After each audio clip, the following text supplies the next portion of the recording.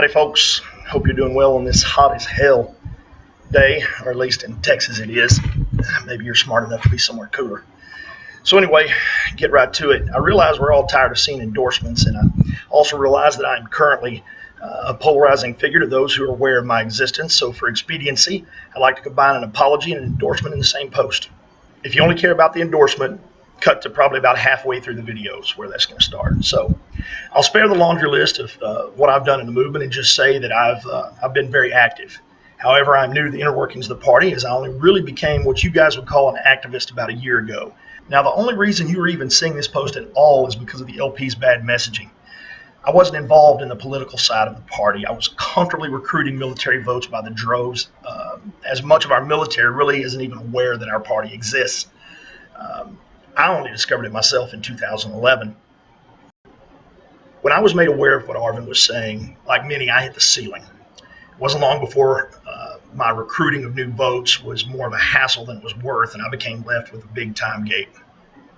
I was mad, felt betrayed. Mostly I felt embarrassed to have promoted this party. I considered going back to being apolitical and just voting Libertarian. Hell, I consider that now at least once a day. Don't we all? But ultimately, I decided to take ownership in the party and fight for what I wanted it to be. At the very least, something that wouldn't embarrass me to admit to a stranger that I was a part of. Low bar, I know. But the party as of late has had a difficult time achieving even that. So I started to contact LNC members about Arvin and what could or should be done. I was told by my rep and others that their constituents just torn on the matter, and that they couldn't and wouldn't attempt to censure or remove him. I was perplexed, just as anybody who's ever worked in a major company would be.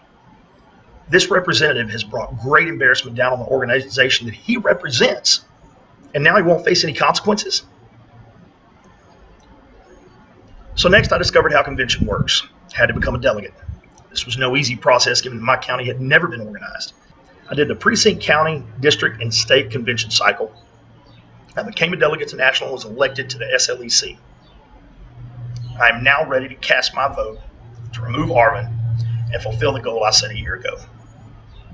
Sadly, Arvin isn't the only bad actor whose actions results more readily reflect sabotage than activism. Because of my prior goal, the next logical step would be to minimize the damage done to the party by standing up to those bad actors and attempting to put a stop to the sabotaging actions in any way possible. Now, this is where I apologize. If you've been paying attention thus far, then you are likely an objective person who is willing to hear someone out. It is you who this post is for. My detractors will have bailed on this long ago. My apology is to you and you alone. What you have seen of me is not my true character. I could have and maybe should have acted more professionally over these past few months. I've been rude, callous, mean, dirty, vulgar, and downright hateful. But one of my life codes is no greater friend, no worse enemy. That should explain why I've become a polarizing figure. It should also make clear that all of the negative you have seen from me has been in response to bullshit instigated by other parties. My message to them, if you will, is don't start shit, won't be shit.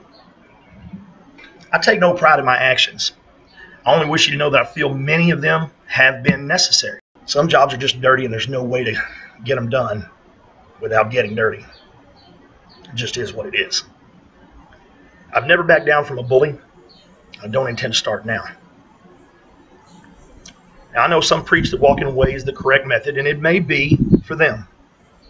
But all that does is make them someone else's problem, someone else's cross to bear.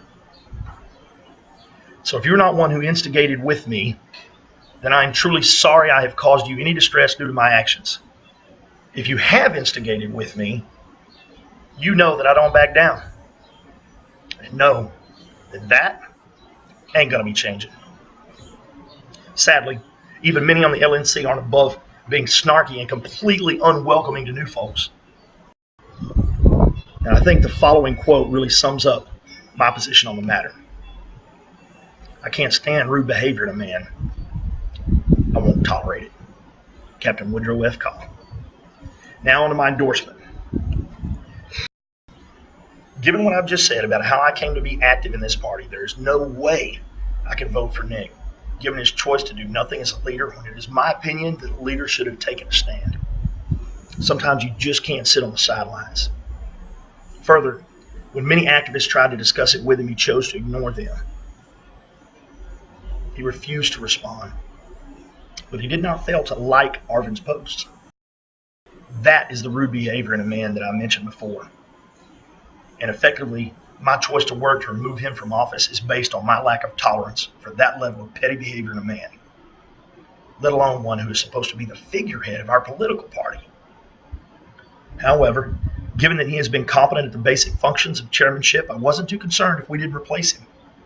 My main concern of leaving him in office is the fact that this political party is riding a wave that is likely the largest wave ever to affect the movement. And if we miss this wave, it will cost us years. Don't get me wrong, we will succeed. No single man can have a huge effect on our success one way or the other. But I'm of the mindset that the success can be achieved in our lifetime. But to do that, we're going to have to make all the right moves.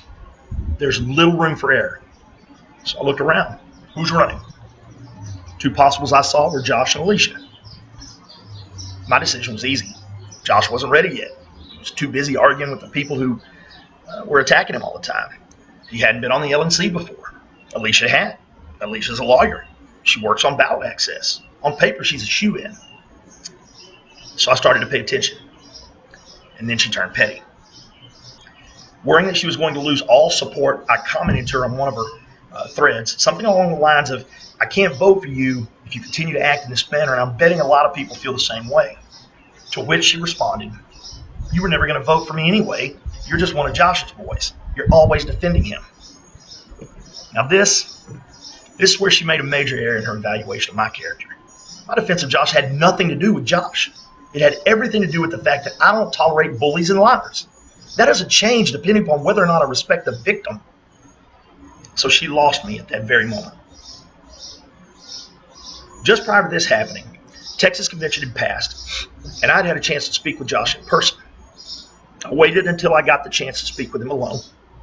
I told him that I felt like he could win this thing, but that it wasn't going to happen if he couldn't rise above the drama. It just so happened that that was the night that Angela Fisher Owens blew up the Pascal story and Josh was getting hammered on social media. His response to me was understandable. He asked, what would you do if someone were lying about you and dragging your name through the mud? I told him, man, that's irrelevant because I'm not running for chair. But I assured him I would go way, way further than he would. And that is exactly why I had no business running for office. As stressed out as he was, he listened to me. He took my advice to heart. He adjusted course. He changed. He got better. And he's been doing that this entire election from the very beginning. Frankly, he has flattened the learning curve. Now, can he run a meeting as good as Sarwark? No, not yet. Is he as good as Sarwark on TV? Like the interview that Sarwark did on the Glenn Beck show? Probably not. Does he rise above the drama as well as Nick? No, he doesn't. That's because he has continuously reached out to those parties who will not stop attacking him. Nick just ignores people, refuses to respond to them, even people with legitimate questions. At the risk of damaging his candidacy, Josh still makes the effort to include these people. If you can fault him for that, then I don't think you're really looking for a leader. I firmly believe Josh will be our next chair. If it doesn't happen at this convention, I think it'll happen down in Austin in 2020. But for me, that's just not soon enough. The wave I mentioned is upon us. I mean, it's here. And I find it incumbent upon us to catch it. If you want 2 more years of slow or no growth, stick with Nick. But if, like me, you're willing to take a chance and strive for greatness, you need to vote for Joshua Smith. Now, I'm going to leave you with the words of my favorite author, T.S. Eliot, because I think this quote really sums up what this entire race is about. Only those who will risk going too far can possibly find out how far one can go. Have a good evening, folks. Safe travels to New Orleans. We look forward to seeing you there.